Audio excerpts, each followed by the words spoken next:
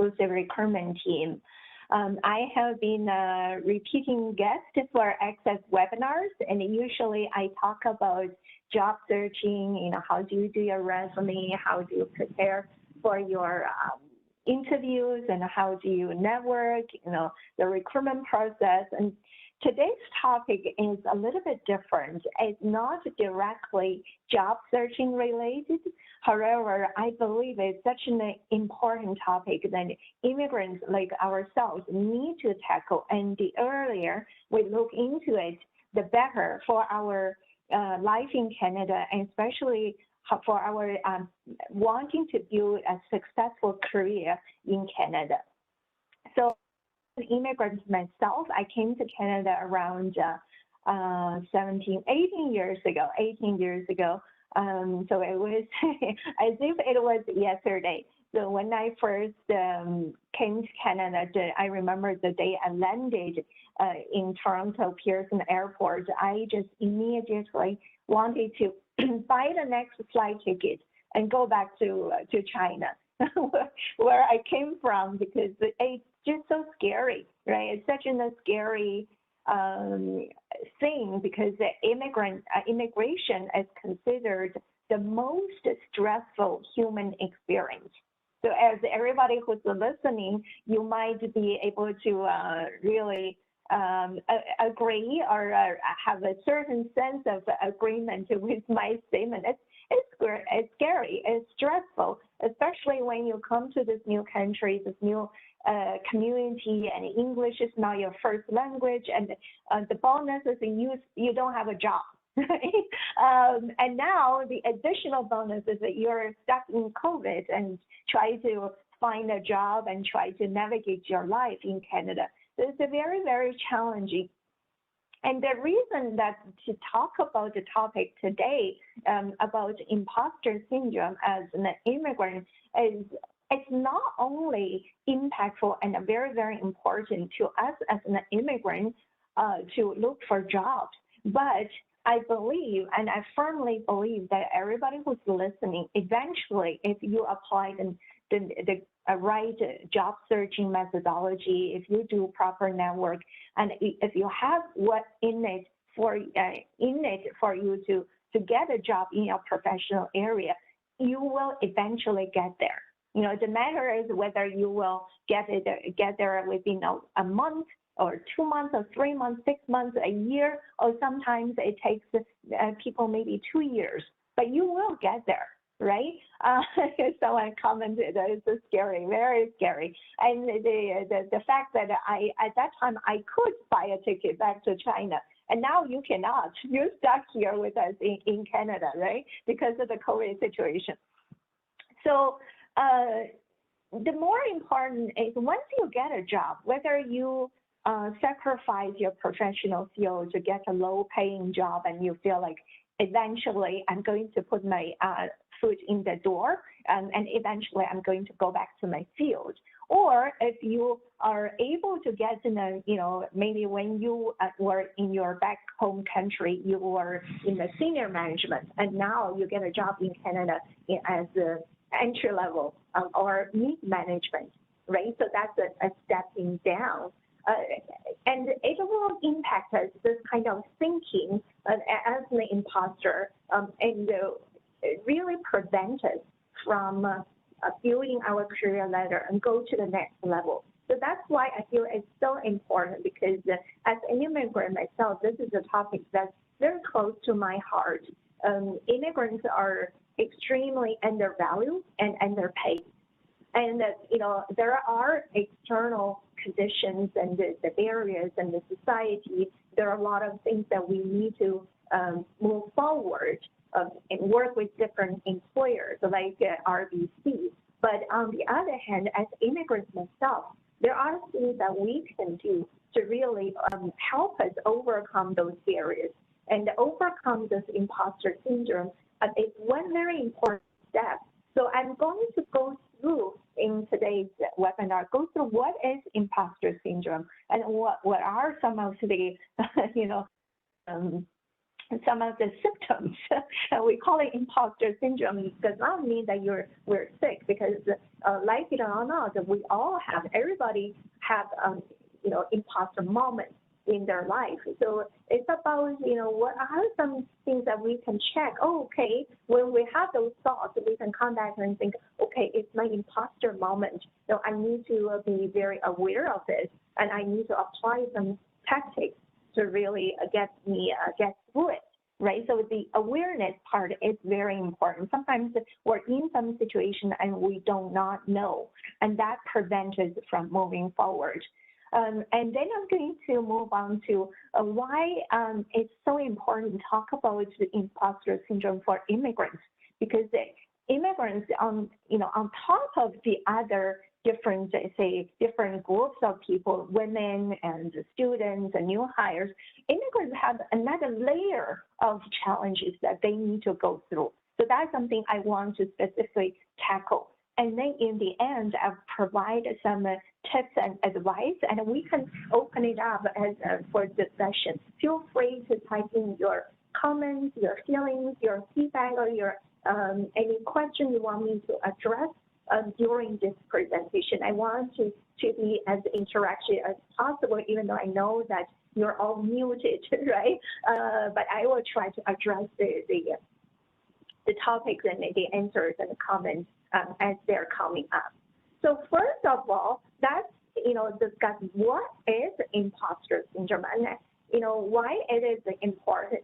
So imposter, when we talk about imposter, that means that we're fake, you're fraud, right? So imposter syndrome is people who constantly feel that they're fake, they're fraud, they're not good enough, right? And also, a lot of times it is usually with those people who are a little bit perfectionist. You want to do everything right. It cannot be, there's some timing mistake that will stay with you for the longest period of time. And sometimes you might feel, okay, so I have a coffee chat with this individual, and they said that I'm good enough to apply for this job. I have enough experience, but I'm not even sure whether I do have it in me, right? So you cannot really, even with the external acknowledgement, external recognition, you still feel that you are not adequate enough to claim what. So you have a hard ability to, inability to internalize the success and achievement, and sometimes other people's acknowledgement. And you're constantly feeling, oh, I'm going to get caught, because I don't know what I'm doing, but they put me in this position. Sometimes it might be a little bit hard if you're looking for a job and you say, hey, I can do everything, just put me in the position, right? Get me the job first, and then I'll figure out a way to prove myself. But like I mentioned, this is the journey. Even if when you get the job, you will constantly come back if we don't build that awareness and have some techniques to equip us to address those constantly coming up imposter moments. So let's talk a little bit about the signs of imposter syndrome. People who have imposter syndrome or imposter moments, sometimes they have self-doubt. They have constantly experienced a sense of incompetence. I'm not good enough. I'm not good for the job. I'm not good for the job in Canada. Right? Frequently compare yourself to others, right? So look at my situation. I do not know much, but look at those people who get hired or who have worked in the Canadian organizations. They might know a lot than I do. I had a lot of those thoughts when I first entered the Canadian workplace, and still sometimes it comes up, and I was exploring why it comes up as immigrants. And the fear and anxiety, low self-esteem, I'm not worth it, self-worth, immobility, I'm not sure I can really go to the next move, and I'm stuck here, right? Stress and burnout, underperformance or underperform. So you must be able to really reach a certain goal, but because of your imposter syndrome, you don't believe yourself. So basically, it's like a confidence, the confidence coach, right? You feel you, and then resulted in you in under a lot of constant cases of underperforming. And I can share that with you about new immigrants. Why you think that you are performing and you're doing okay, but your bosses, I think, I don't know what's happening with you. I believe you can perform, but you're not performing. And a lot of situations happen with immigrants. And hard to accept the praise of a compliment. Some people say, hey, you're doing a great job. You come back and question yourself, am I really? Do you really think so? Or you're just being polite because you Canadians are really good at being polite, right? So you don't know whether you did a good job or not. And self-sabotage. Self-sabotage, I can give an example. Like I recently hosted an event in RBC, and we talked about imposter syndrome, right? And then one panelist, and she is a VP, is a vice president in RBC. She actually declined promotion twice. Declined promotion. Her boss thinks that she's ready, but she just said, no, I'm not ready. And sometimes you would do things to self-sabotage. That means, you try to make yourself look bad so that people do not pay attention to you. You try to hide and try to be invisible. So that's some of the signs of imposter syndrome moments. And it applies to everybody, not only newcomers, and immigrants. I'm going to talk about immigrants, newcomers later. Everybody has imposter moments. Look at those celebrities. They have come out and openly talk about their imposter moments. They're all Hollywood stars. Unfortunately, this is a cast of all Hollywood stars, but there are a lot of celebrities who have achieved so much in their professional areas, and they all have come out and openly talked about having those imposter syndrome and the imposter moments. One thing before I dive deeper into imposter and how it impacts us as immigrants, I want to talk about another phenomenon, which is totally different than imposter syndrome. So this is called Dunning-Kruger effect. The Dunning-Kruger effect came about from a real story. So it was maybe 30 or 40 years ago. There was this gentleman called Mr. Wheeler, right? Mr. Wheeler planned his bank robbery.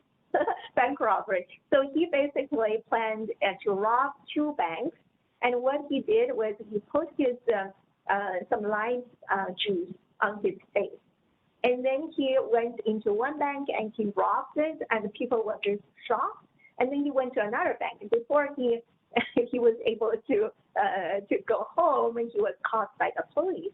And he was shocked when he was caught by police. He said, how did you, were you able to identify me? I covered my face with lime juice. And this became a big laughing, and he became the laughing stock, of course. And people were just talking about it, big news. How can people be so stupid? And they thought that they covered their face with lime juice and they're able to hide their identity. So this caught the attention of two psychologists. One is Mr. Dunning and the other one is Mr. Kruger. So they spent a few years studying this kind of psychology. And what they end up finding is a psychological phenomena, which they call it, the term is the Dunning-Kruger effect, is people's confidence level has nothing to do with people's competence level. So whether you can do the job, how much you know about it has nothing to do with the confidence level you present. And, sometimes it can be you're super knowledgeable in this field, but you're not confident enough. But there's another group of people, they know only the tip of iceberg. And they would think, I know everything, right? I don't know whether you can recall some of your friends or colleagues or your family members who are on either side. One is, you don't feel that you know anything. That's the imposter, but you actually are the expert in the field. And the more you know that you know very little. And the other group is they know very little, but they believe they know everything. So during the interview, they will present themselves as very, very confident and very capable, right? So that's the very opposite side of two different psychological phenomena. Okay, so people who have less than average abilities and they overestimate their ability, and they're very unskilled, and their awareness is not at a level to allow them to realize that they actually don't know. So the self-image and the reality kind of collide. And this is something I want you to keep in mind, right? Sometimes when you notice some people who are so super confident, you get scared, especially when you're a newcomer, you're an immigrant in Canada. You're like doubting yourself. Is that really the truth? Maybe they are, what they said is true and what I know is not, because, hey, this is Canada, and maybe their education is more advanced. You might have those doubts, some funny moments. And eventually, when you look back, I actually think that. But those are some imposter moments that you need to be aware of at the early stage of your career. So who are likely to have imposter feelings? Women. Sometimes it's about how women are brought up, right? The certain code they need to follow, and they constantly, that confidence code they need to crack. Students, they're new in the field, they're just learning the theory, they don't know whether they can apply, and they are the expert on certain topics. Immigrants, I'll talk about immigrants later. New hire, someone new in the position. Someone who's, in a different political environment, a different culture. And, as immigrants, we can relate to every single item of them, right? Underrepresented group, minority group in your workplace or in the country. So why immigrants? If you really check those boxes, if you are a woman, maybe you can check that if you have been a student, think about the situation. And when you say eventually get hired, or you are hired, and you might have those imposter moments that you hire me, but I don't know how to do the job. There are things that I know, but there are so many things that I'm confused, right? And underrepresented group, that's so important, because when you don't see someone on the top, or when you see the leaders of the society are all someone who do not talk like you, look like you, and work like you, and from a totally different culture, you just have that imposter feeling. That's something that's unavoidable, but it's something that we can all work on. So those are something to start. So what word comes to mind when you think of imposter syndrome? You might think of I'm fraud, I'm fake, I have self-doubt, I'm inadequate, I'm not deserving, I'm an outsider. As I'm talking about those words, check with yourself. I feel inferior. Do you ever feel inferior as an immigrant coming to Canada? I did. Did you ever feel like you're an outsider? I did. In multiple situations in my career, whether it's before I got a job or after I got a job, as I'm observing my colleagues, I constantly feel, I don't know what they're talking about. It's so awkward, so awkward, right? I remember when I was talking to my friends during my early years in Canada, and it was just a casual conversation. It wasn't even work environment. And they were talking about the Western music, the hit songs in the 80s, right? And in the 70s or 80s, and I had no clue. I said, oh, I didn't know about the song. And they were very surprised. It's not that they were trying to look down on me or speak down to me. They were just genuinely surprised. They said, oh, you don't even know this person? You don't even know the song? And that made me feel like when I'm outsider. The other one is I'm inferior. Why? And then later on, I reflect. I was like, I'm not supposed to know those. Yes, because in those years, China didn't open up to the world yet. We learned foreign language through a little radio from our teacher who might not have had the opportunity to go visit Canada, visit the United States. So we learned that from the books. So the resources that we were able to access was very limited. We didn't know. Yeah. So later on, then I realized, okay, so yes, I didn't know those songs. I didn't know those singers. I didn't know those pop stars, but that's not my fault. So you got to come through that journey, first the self-doubt and then feeling inferior, and go through that self-journey and have the confidence to really ask. But I know so many pop singers in China. Did you know? You do not know, right? So, we are actually similar, right? You have to have that inner dialogue to really build that strength within you. So that's something we can talk a little bit about later on. So common immigrant imposter challenges. Those are some dialogues we internally talk to ourselves. I'm not good enough compared to Canadian born. My accent is embarrassing. People laugh at my accent, or my English is not my first language.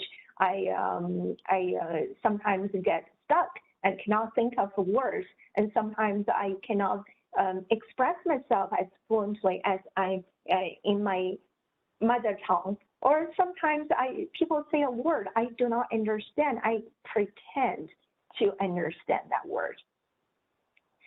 All those situations, I don't know whether you have experienced. I have definitely personally experienced it. And the best way to tackle it is to ask. If there's a word you don't understand, sorry, I didn't quite understand the word. Would you mind explaining? That's the best way, and show your confidence and show that it's always right to ask. And sometimes when you're in an interview, you have some hiring manager whose accent you don't understand.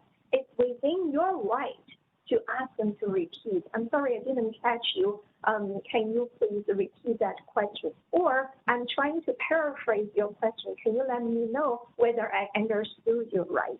So that's totally okay. But as immigrants, when we have those imposter moments, the only thing we feel is we're so inferior, that it's so embarrassing, right?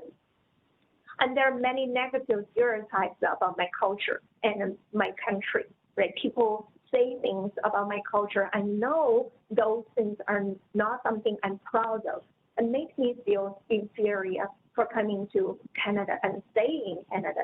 And might constantly think, what are other people thinking about me? One personal experience I can share with this whole COVID situation, we see a lot of anti-Asian and anti-Chinese sentiments in the society, in the media. People be rude, and you see the video that a Chinese girl just minding her own business, and the people walk by to spit at her, right? And those situations are really stuck with you, and you keep thinking about those things. What is it wrong? So you got to have that confidence and build that strength to really look within and really challenge those behaviors. But sometimes because those hurt and pain are so strong, you just feel, okay, it's embarrassing that something happened in my culture and in my country. Right? And we all come to Canada with the desire to have a better life, right? To have a better life for us, for our children. And there are some things that we don't like about the country we grew up, or the country we grew up could not provide us the opportunities we're looking to advance our life and for our children, right? So there are things that we hold in our heart very dearly about the culture and country we came from, and there are things that we didn't like, right? There are always things we didn't like, and we have to be able to really normalize those. It is the reality. It is when we come to Canada, there are things we don't like about Canada, but there's such beauty and such value in Canada that attracts us, right? So there are always, you know, the plus and the negative things. I don't belong, and I can never become a real Canadian. I don't know whether you guys have had a feeling I don't belong here. You know, I feel like a foreigner here. Maybe they will never accept me as who I really am. So we will talk about that a little bit later. I'm inadequate compared to other job applicants who have Canadian work experience. You know, I never worked in Canada. I don't know what kind of organization they are. I don't even know how to make a coffee. You know, in the cafeteria, I don't even know at first how to order. When I go to a Starbucks, they have so many options.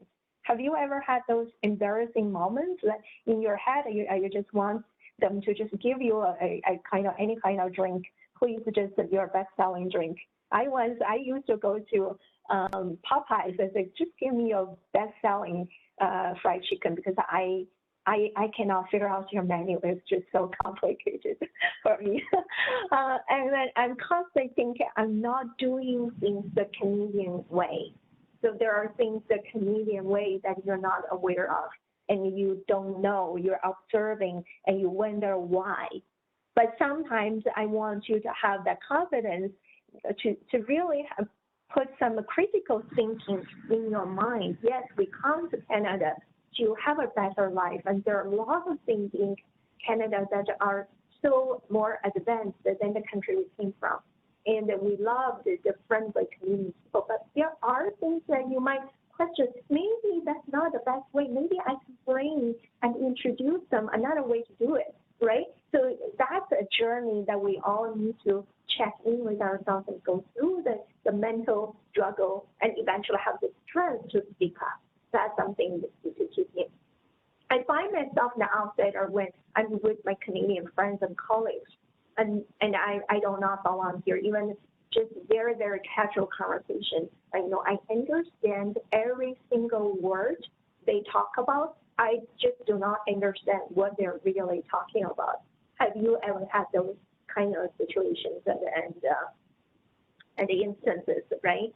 You feel stuck. You want to get out of the conversation, but you don't want to be impolite, to be rude, but you're definitely feeling like deflated. I don't look and talk like those who are on the top.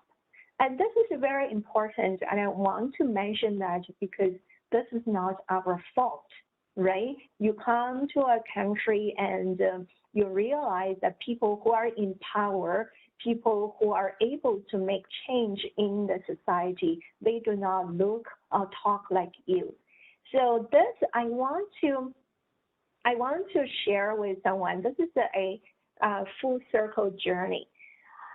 I don't know whether anybody has come across a novel called The Bluest Eye.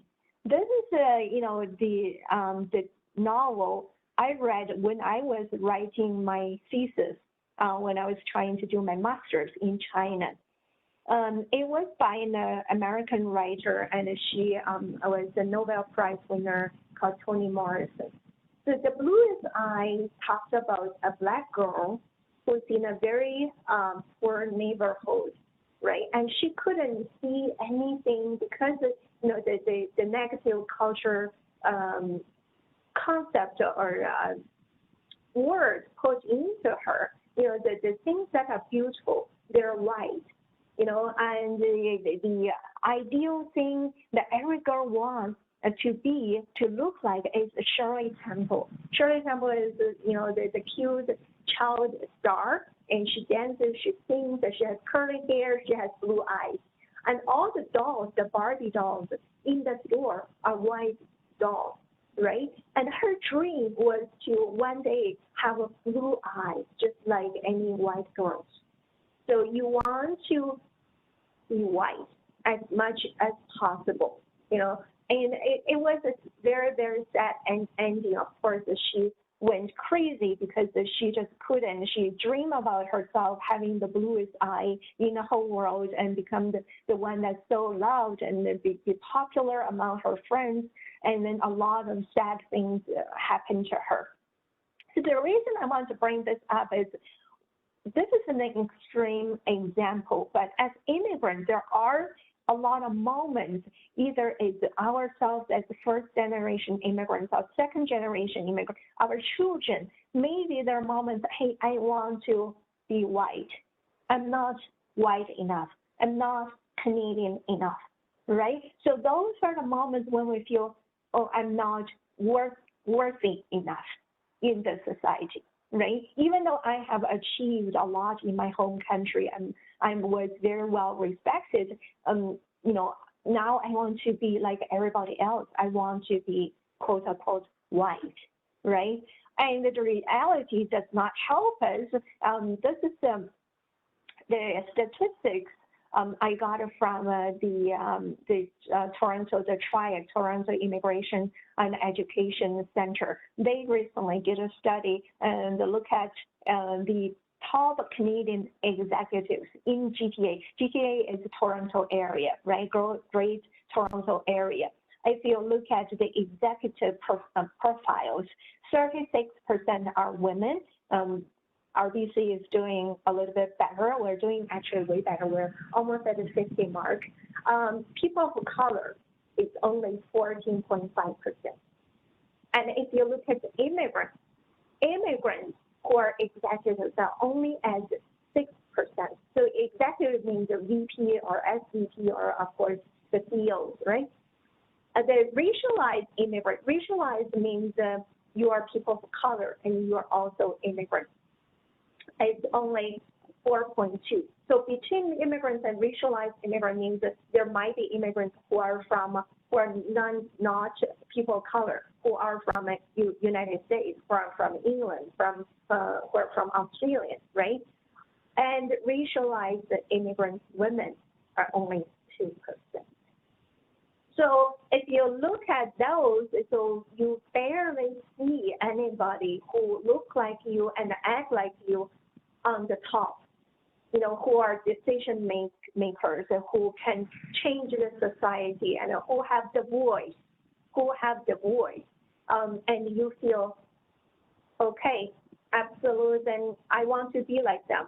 I want to strip my own identity, my previous identity away from me, right? So that's, you know, how imposter comes into our life when we are in a society like this. And mind you, Toronto is a place that we do diversity very well, right? So that's the most diverse, I would say the diversity and inclusion are being practiced the best among Canada. Say if you were in a small town in Canada where there's not a lot of diversity, and think about what goes through your mind and those imposter checks, those imposter moments popping up constantly.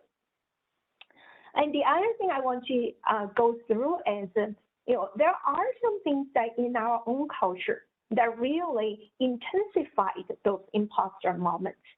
For example, when in certain cultures, especially I know in my own culture and in some African culture and in some Latin American culture, based on my friends who are from those pockets of the world have shared with me, we've been told this were very little, just keep your head down and do the hard work.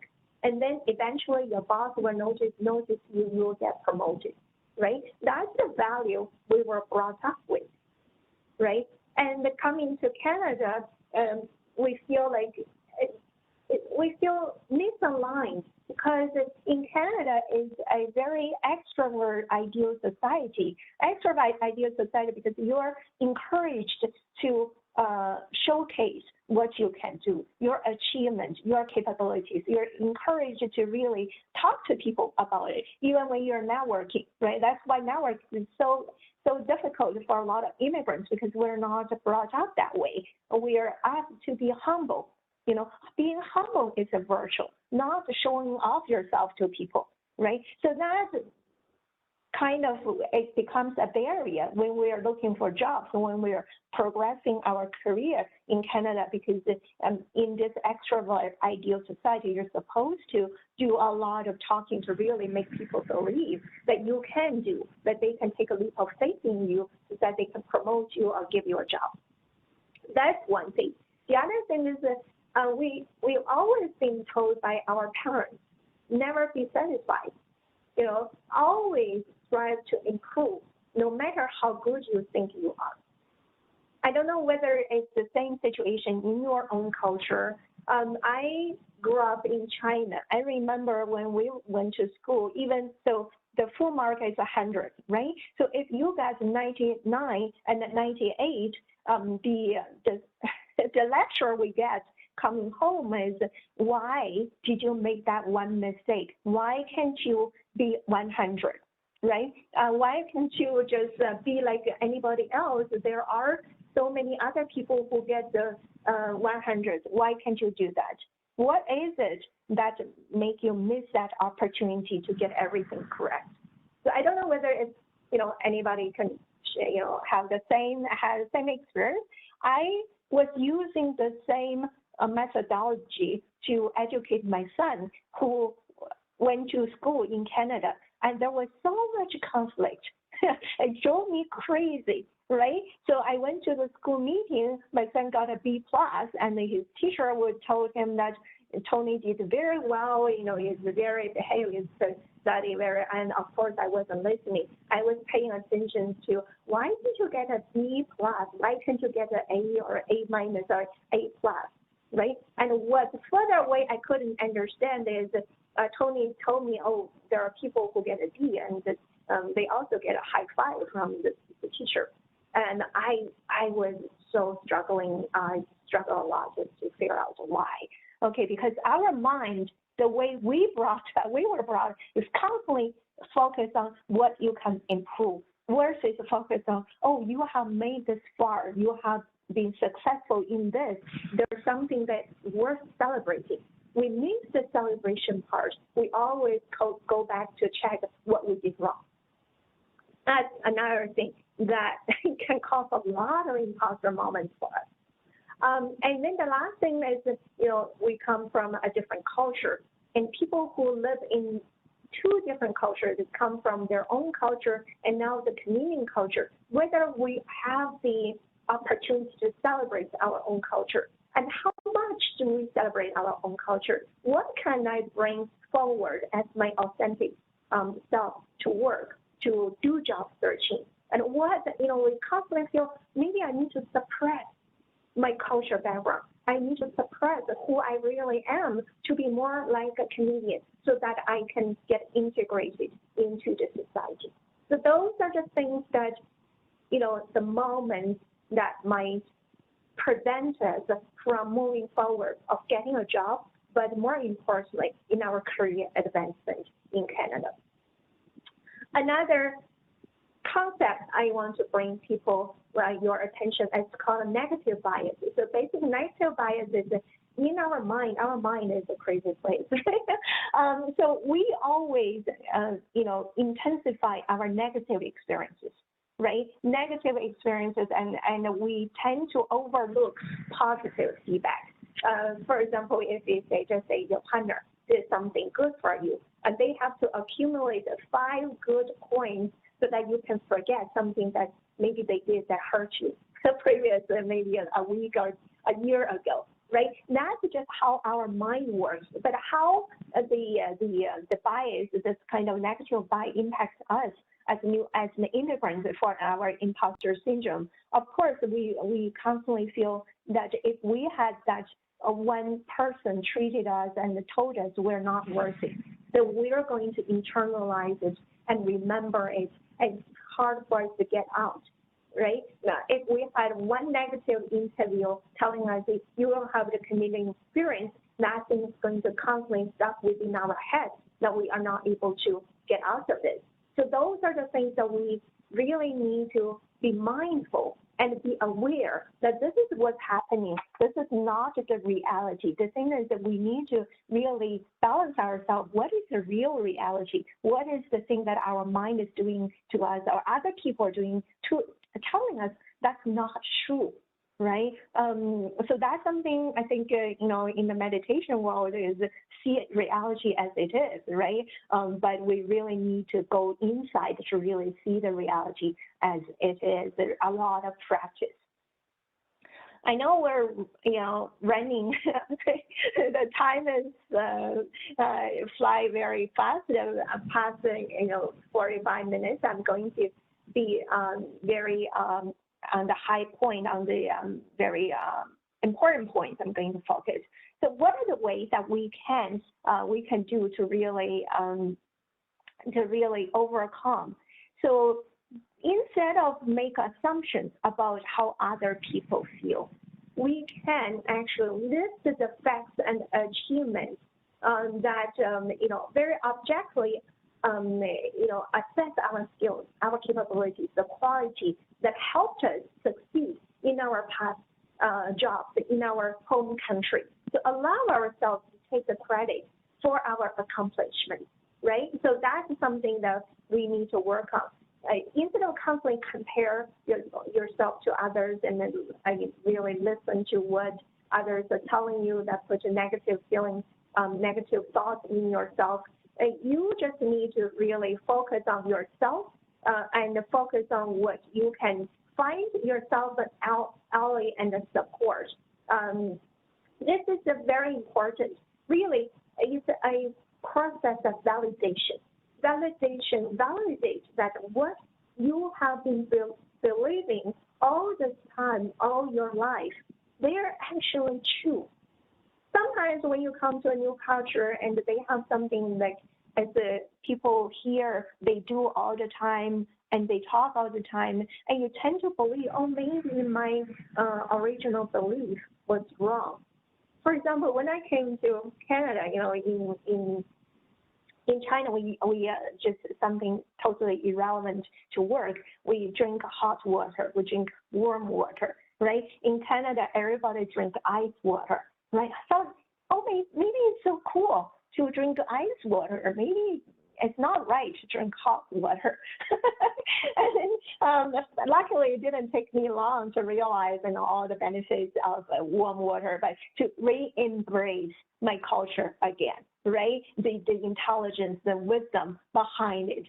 Another example is that, in COVID situation, now everybody in the Western world start to pay attention to mental health, to yoga and meditation and all that. It seems that meditation is invented by some neuroscientists in Western society, but if we know it, people in India 2,000 years ago, they've been practicing those kind of meditation practice and the yoga, all that. So be proud of the culture you're coming from and really validate the things, the value and the wisdom within your culture. That is very important when you build your own life here in Canada. And claim your strengths and and really go with that. And instead of trapping your weakness, talk about your strengths. Like I mentioned, in people from certain culture, we're not good at talking about our achievements and our strengths, but you really need to be very consciously force yourself to claim your strengths and focus on your strengths. Instead of having to do everything perfect the first time, learn to fail better. Maybe think about, if you don't fail, how can you learn, right? If you don't fall when you learn to walk, how can you learn to walk? If you don't make mistakes when you try to learn English, how can you speak perfect English?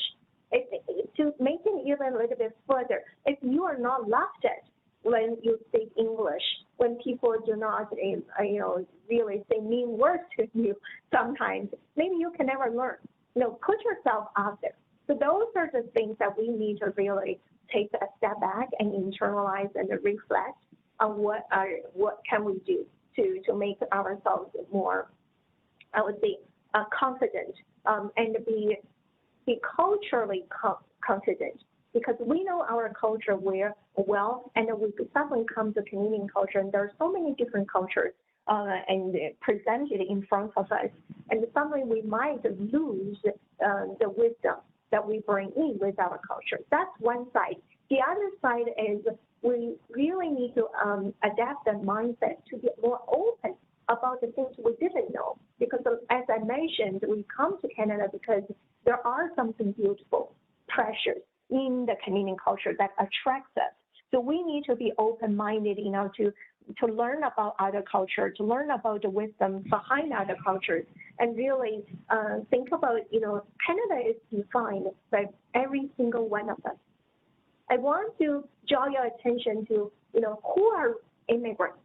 With the exception of Indigenous people in Canada, every single one in Canada is immigrant. They're either first generation, second generation, third generation immigrants. So you have nothing to be ashamed of, to be embarrassed about. So that's the thing you need to constantly keep in mind, especially when you are progressing your career, and really fight for that senior management, a director, or VP position. There are a lot of things you are offering that other people might not have, right? So you bring the wisdom within you, and that's why in RBC, we always, when I talk to immigrants, your difference is your strength. Your difference is your strength. Think about Canada has 200 years of culture and a history. Whether you're from Asia, from India, from Middle East, from Africa, from Latin America, from Europe, there are thousands of years of wisdom behind you that you can use that and build your strength. At the same time, be open-minded enough to learn about the new culture here, the values here. Really, how you make it your strength, your immigrant journey. Your strength is you have the ability to connect the East with the West, to really look the past and the future, and that is your strength and how you survive in Canada. And the last thing I want to mention is you see this tapas. The tapas is something that I learned in yoga. It's a principle. It's about the purification process that you put in so much effort.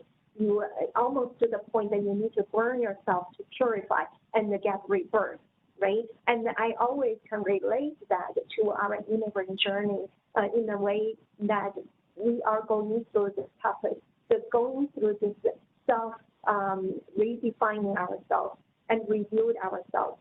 So we need to really speak from within, be proud of who we are and really rise beyond where we came from. So I want to save some time for discussion. That's why I moved a little bit faster of the last few slides. So Sonia, if we can invite people to provide comments or ask questions, and they're happy to have the last 7 minutes as a discussion time with everybody. Thank you, Vivian. I am going to start with saying that everyone will receive a recording of this video sometime today or tomorrow.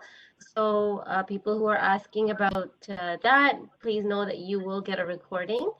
So I'm going to start looking at some questions, and everyone please start typing them into the Q&A tab as well.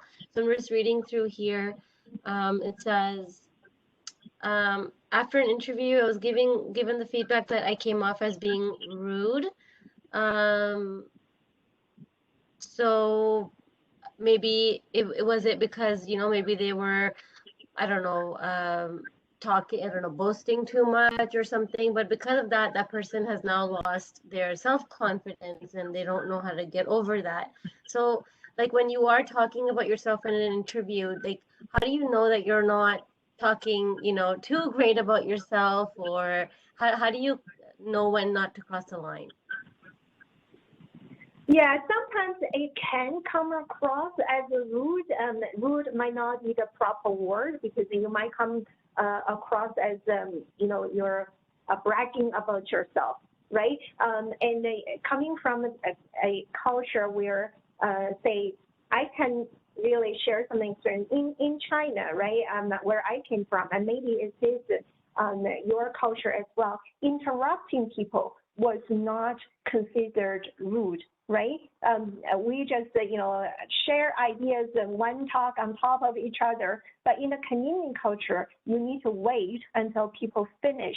And then they give you, it's like I pass my speaking right to you, and then you talk. And sometimes if you try to jump in so fast before people finish the sentence, you might be considered rude. That's one thing. The other thing is, depending on different culture, and this is a real life story,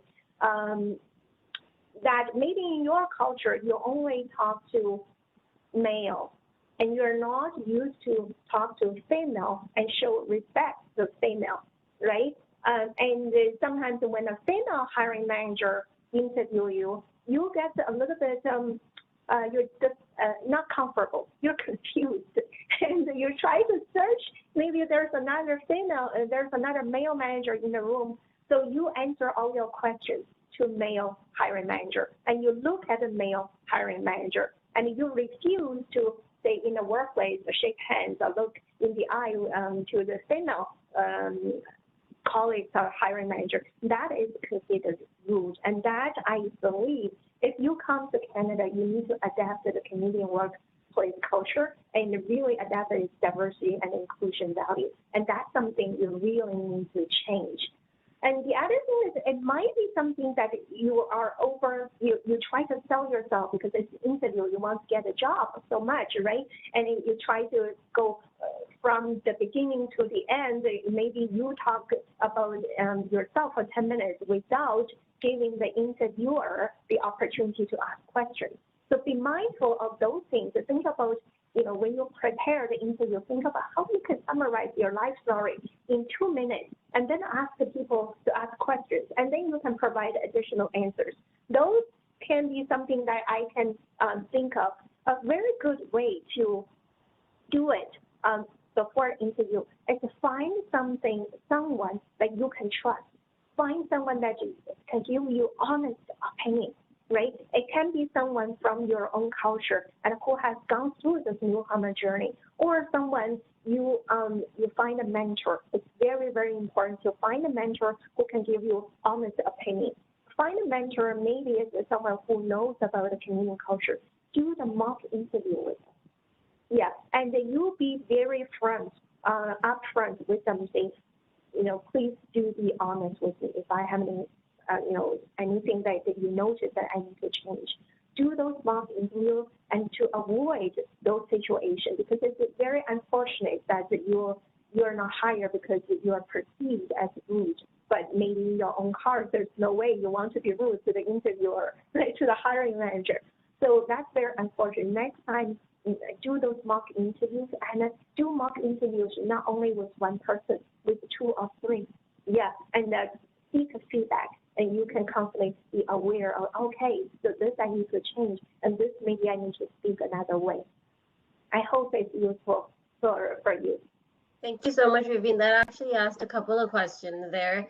We don't have a lot of time, but I'll do maybe 2 more questions. So one here is, what should you do when you can't really understand the recruiter or hiring manager's accent? The question. Was it a question? Like they cannot understand recruiters or hiring managers' question? Accent, like the way they're speaking. Oh. Yeah. Yeah. So that happens a lot. That happens. The good thing is that the recruiters and the hiring managers, they might be just immigrants like yourself, and they can bring the culture acumen when they are hiring. They might have understand your journey. That's the good side. But on the other side, you might not understand their accent. Be very polite and ask them, say, hey, just like what I mentioned, you didn't catch what they were asking, right? Maybe they were not clear. I understood that you were trying to ask this question. And let me put it this way in my own words. Did I understand it correctly? That's one thing. And the other things, would you mind repeating yourself? I really couldn't. Just be upfront, but show that you respect. You're not looking down upon them. You're not trying to be disrespectful. Say, I really couldn't understand your question. Would you mind repeating it again? And sometimes it helps to ask them to send you some, if it's possible, send you the questions ahead of time. Or if you feel that in the interview there are questions you didn't quite get it because of their accent, you can use the thank you email. Say, hey, in the interview maybe I didn't get it right. I want to provide additional answers. Maybe I wasn't answering to the fullest of what you were expecting. So there's always ways to do that. Just be respectful of the other person. Do not make them feel offended. They understand. I think if someone who has an accent who's interviewing, they would understand that you're a newcomer and you're nervous in the interview.